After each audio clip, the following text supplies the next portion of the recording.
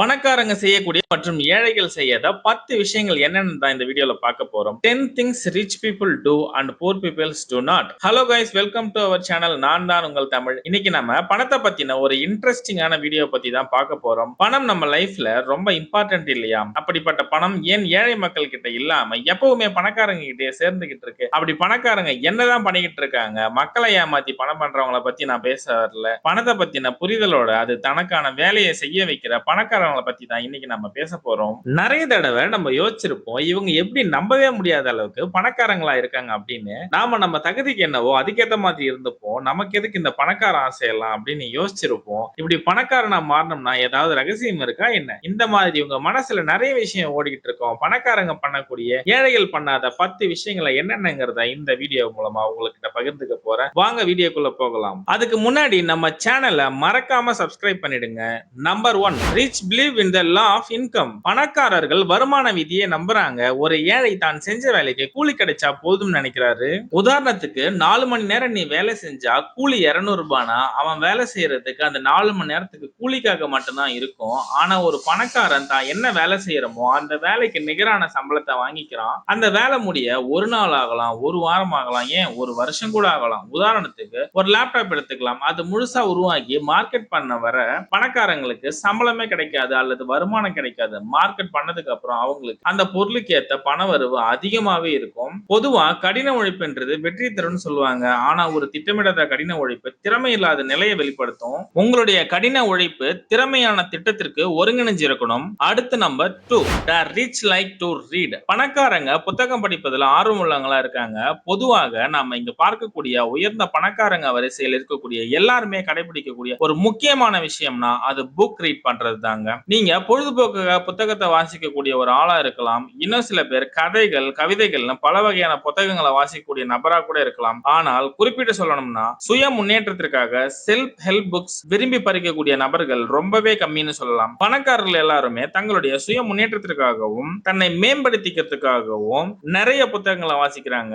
உலகத்திலேயே மிகப்பெரிய முதலீட்டாளர் வாரன் பஃபட் கிட்ட உங்க வெற்றிக்கு அடித்தளம் என்னன்னு ஒரு கேள்வியை கேட்டப்ப தாங்கிட்ட இருக்கக்கூடிய புத்தகங்களை தான் சுட்டிக்காட்டி தினமும் இதுல இருந்து 500 பக்கங்களை படிக்கிறதுனால தான் ஆரம்பிக்கிறேன்னு சொல்றாரு. அவர் மட்டும் இல்லாம இந்த வரிசையில நிறைய பணக்காரங்க இருக்காங்க. மைக்ரோசாஃப்ட் நிறுவனத்தோட தலைவர் பில்கேட்ஸ் வருஷத்துக்கு 50 புக்ஸ்னு வாரத்துக்கு ஒரு புக் படிக்கிறாரு. டெஸ்லா உருவாக்கிய எலான் மஸ்க் தான் படிச்ச பாட புத்தகத்தின் மூலமா தான் ராக்கெட்களை உருவாக்கி கத்துக்கிட்டேன்னு சொல்றாரு.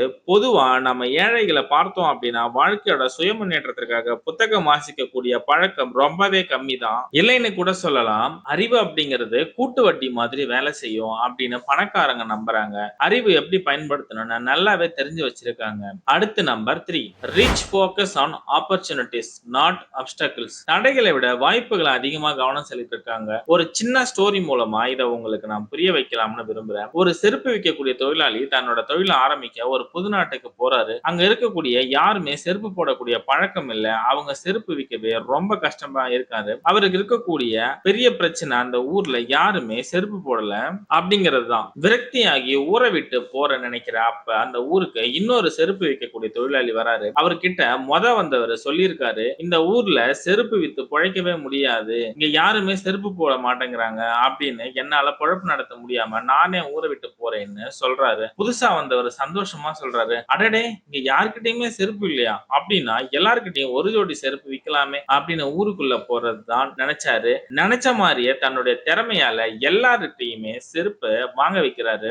அதே ஊர்ல ஒரு கடையை ஆரம்பிச்சு நல்ல நிலைமைக்கு வராரு. இங்க நான் சொல்ல வர்றது என்ன அப்படின்னா எல்லாமே உங்க கண்ணோட்டத்தை பொறுத்துதான். ஏழையா இருக்கிறவங்க பெரும்பாலும் முன்னாடி இருக்கக்கூடிய தடையை மட்டும் பாக்குறாங்க. அதுல இருக்கக்கூடிய வாய்ப்புகளை பார்க்க தவற விட்டு வச்சுப்பாங்க. அடுத்து number 4, the rich associate with positive successful people. பணக்காரங்க எப்பயுமே பாசிட்டிவான பீப்புள் கூட தான் அதிகமா பழக்கம் வச்சுப்பாங்க.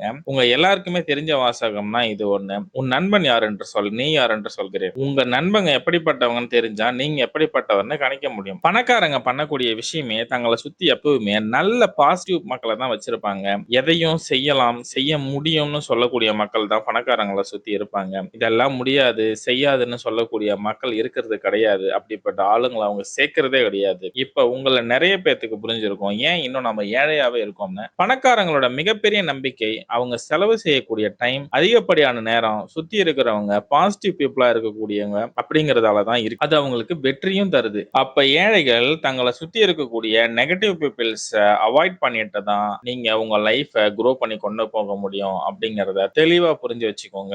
அடுத்து number 5. The rich promote themselves and their values. பணக்காரங்க அவங்களையும் அவங்க மதிப்பையும் உயர்த்திக்க விரும்புறாங்க. பொதுவா பணக்காரங்களுக்கு ஒரு சிறந்த குணம் இருக்கு. தனக்கு தெரிஞ்ச விஷயத்த அல்லது தான் கிட்ட இருக்கக்கூடிய ஒரு யோசனைய மத்தவங்க கிட்ட பகிர்ந்துக்க அவங்க எப்பயும் யோசிக்கிறது கிடையாது. பயப்படுறதும் கிடையாது. பொதுவா அவங்க சொல்ற எல்லாமே அடுத்தவங்கள முன்னேற்ற விஷயமா இல்ல மத்தவங்க தன்னை வளர்த்துக்கக்கூடிய விஷயமா தான் இருக்குது. மத்தவங்க நிறைய இடத்துல தனித்து பார்க்கக்கூடிய அளவுல முன்னேறிக்கிட்டு இருக்காங்கன்னு சொல்லலாம். ஏழைங்க பொதுவா அந்த மாதிரி இருக்கிறது இல்லதான் சொல்லணும். தான் ஒரு விஷயத்துல வளர்ந்து வரப்ப விரிவாக்கக்கூடிய முயற்சியில ஈடுபடுறது இல்ல. அவங்க தனித்து காட்டிக்கிறதும் அப்படின்னு யோசிக்கிறதும் கிடையாது. எவ்வாறு தங்களுக்குள் ஒரு வட்டத்தை வச்சு அதுக்குள்ள வாழ்ந்தா போதும் நினைக்கிறாங்களோ அதே மாதிரி தான் வாழ்ந்துட்டு போறாங்க. அடுத்த number 6. The rich see their problems as opportunity. பணக்காரங்க தங்களுக்கு இருக்கக்கூடிய பிரச்சனைய ஒரு வாய்ப்பா தான் பார்க்கறாங்க.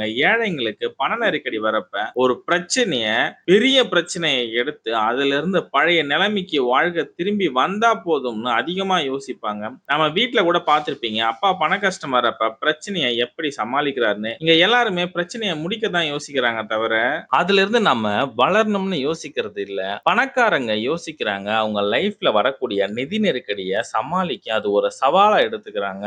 அதுல இருந்து நிறைய பாடம் கத்துக்கிறாங்க. புது புது தீர்வை கண்டுபிடிக்கிறதுல மேல மேல வளர்த்துக்க உதவியா இருக்கிறதா சொல்றாங்க. இங்க பிரச்சனைக்கு தீர்வை விட அது நமக்கு கொடுக்கக்கூடிய வாய்ப்புகள் தான் ரொம்ப ரொம்ப இம்பார்ட்டன்ட். நிதி நெருக்கடியை சமாளிக்கிறதுன்றது அவங்களோட நிதி மேலாண்மையை வளர்த்துக்க உதவியா இருக்கிறதா பணக்காரங்க சொல்றாங்க.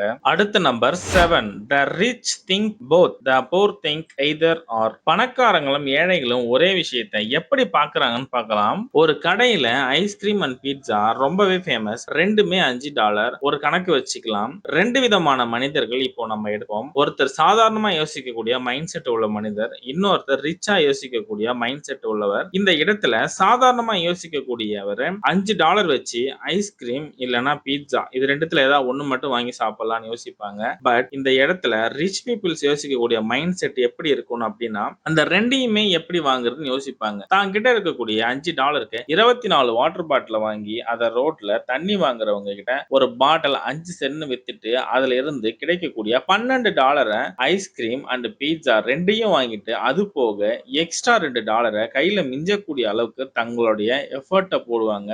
உதாரணத்துக்கு ஒரு பைக் வாங்கணும்னு சாதாரண பீப்புள் அதை இஎம்ஐ கட்டி எடுத்துப்பாங்க. அந்த பைக்குக்கு இஎம்ஐ அது போக பெட்ரோல் செலவு மெயின்டெனன்ஸ் செலவு நிறைய இருக்கும். இல்லனா அந்த செலவுக்கெல்லாம் போதிய வருமானம் கூட அவங்க கிட்ட இருக்காது. ஆனா ரிச் மைண்ட் செட் இருக்கக்கூடிய பீப்புள்ஸ் பைக் வாங்கணும்னு நினைச்சா அந்த பைக் எவ்வளவு ஆகும், அப்படியே வாங்கிட்டு அதை மெயின்டெனன்ஸ் பண்ண எவ்வளவு செலவாகும் அப்படின்னு கணக்கு பண்ணிட்டு அதுக்கு மேலையும் பொருளாதாரத்தை வளர்த்துக்கிட்டு இஎம்ஐ எல்லாம் இல்லாம ரெடி கேஷ்க்கு வாங்கி அதுக்கு தனக்கு சொந்தமாக கடன் இல்லாம மாத்திப்பாங்க. The rich focus network not working income. பணக்காரங்க உழைக்கக்கூடிய வருமானத்துல கவனம் செலுத்தாம மொத்த மதிப்பிலையும் கவனம் செலுத்துவாங்க.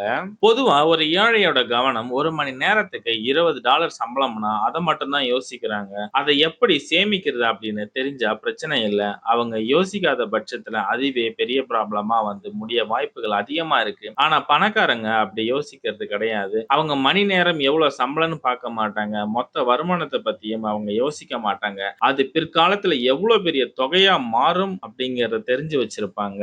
அதுதான் அவங்கள மேலும் மேலும் பணக்காரங்களா ஆக்கக்கூடிய காரணமா இருக்குது. அடுத்த number 9. The rich are dollar smart. பணக்காரர்கள் பணத்தை செலவழிப்பதுல கை தேர்ந்தவர்கள். அதே மாதிரி வருமானத்தை டாலர்ல தான் வாங்க பார்ப்பாங்க. நாம எல்லாருமே வீட்ல அம்மாவோ அப்பாவோ எழுதி வச்சிருக்கக்கூடிய செலவு கணக்கு நோட்டை பார்த்திருப்போம் இல்லையா? ஒரு கப் காஃபி கூட அதுல கணக்கு கரெக்டா இருக்கும். அப்படி கரெக்டா இருந்துச்சுன்னா நல்லா யோசிச்சு பாருங்க.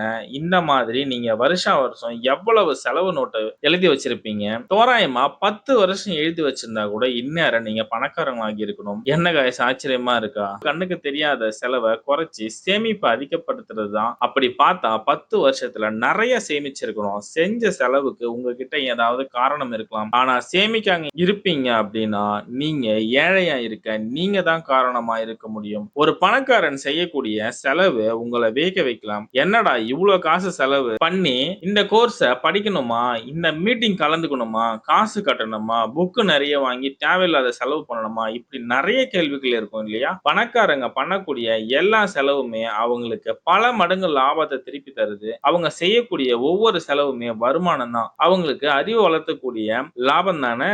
உதாரணத்துக்கு பைக் வாங்கக்கூடிய விஷயமா இருந்தா கூட அத செலவு செய்யக்கூடிய விதமே தனியா தான் இருக்கும். அதுல கூட அவங்களுக்கு லாபம் நோக்கம் அடங்கி இருக்கும். அடுத்து number 10 the rich network and voluntary regularly. பணக்காரங்க புதிய நபர்களை சந்திக்கிறதுலயும் அவங்க கூட ஃப்ரெண்ட்ஷிப் ஏற்படுத்துறதுலயும் அதிகம் ஆர்வம் காட்டுவாங்க. பணக்காரங்க புதிய வாடிக்கையாளர்கள் மற்றும் புதிய நபர்களை சந்திப்பதால இருக்கக்கூடிய மதிப்பு என்னன்னு நல்லா புரிஞ்சு வச்சிருக்காங்க. புதிய நபர்கள் கிட்ட இருந்து புதிய விஷயத்தை கத்துக்கவும் நிறைய ஆர்வம் காட்டுவாங்க. இதனால நிதி பணவரவுக்கான அதிகப்படியான வாய்ப்புகளை அவங்க பணக்காரங்க உருவாக்க தெரிஞ்சு வச்சிருக்காங்க. காய்ஸ், ஏழைகள் பணக்காரங்கள் இருக்கக்கூடிய இந்த 10 வித்தியாசம் தான் முக்கியமான வித்தியாசங்கள். இத சரியா புரிஞ்சுக்கிட்டு செலவு செய்யக்கூடிய விதத்தையும் பணத்தை பார்க்கக்கூடிய விதத்தையும் மாத்திக்கிட்டாலே உங்க லைஃப்ல ரிச்சா மாறும். அடுத்தவங்க லைஃப ரிச்சா இருக்கிறத பார்த்து பெருமூச்சு விட்டு ஏங்கி தவிக்கிறதா, இல்ல நம்ம அறிவை வளர்த்துக்கிட்டு நம்மள பார்த்து 4 பேர் முன்னேற மாதிரி நடந்துக்கிறதா, இது ரெண்டுமே உங்க கையில தான் இருக்கு. இந்த வீடியோவுல நான் உங்ககிட்ட ஷேர் பண்ணிக்கிட்டேன்.